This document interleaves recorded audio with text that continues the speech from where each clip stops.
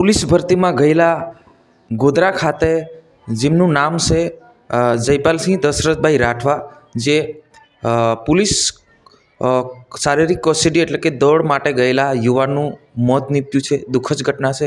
વિડીયોને અંત સુધી જોજો અને આપણી ચેનલ પર નવા હો તો ચેનલને સબસ્ક્રાઈબ કરીને લાઇક કરી નાખજો।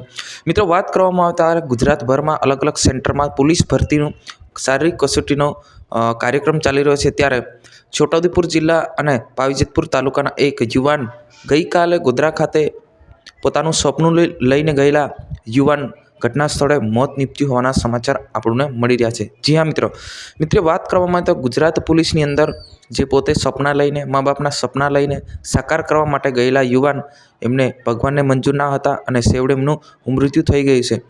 હા તો મિત્રો દુઃખદ બાબત આપણે કહી શકીએ છીએ। જી હા મિત્રો, પહેલાં તો આપણે જાણી લઈએ મિત્રો આ વ્યક્તિ કોણ છે, ક્યાં રહે છે અને કયો જિલ્લો અને કયો તાલુકો।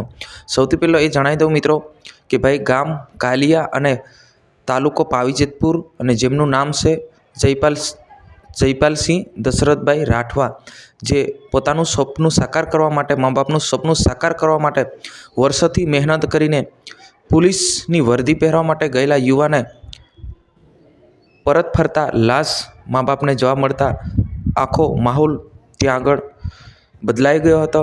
અને હવે મિત્રો વાત કરવામાં આવે તો ખરેખર મિત્રો આપણે તૈયારી કરતા હોઈએ છીએ, પરંતુ ક્યારે શું બને છે એ તો ભગવાનના હાથમાં છે, કુદરતના હાથમાં છે।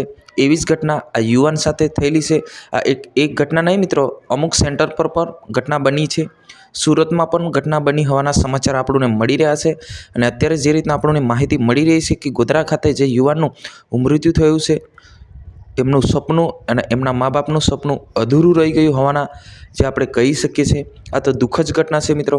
જી હા મિત્રો, ગઈકાલે ગોધરા ખાતે જે યુવાન સપનું લઈને દોડવા માટે ગયા હતા, એમનું સપનું અધૂરું તૂટ્યું અને મા બાપનું સપનું અધૂરું, અને એ પોતાનો દીકરો પણ ગુમાવી દીધો। જી હા મિત્રો, આ ઘટના વિશે તમારે શું કહેવું છે જરૂર કમેન્ટ કરીને બતાવજો। આજની વિડીયો અંદર બસ આટલું જ। જય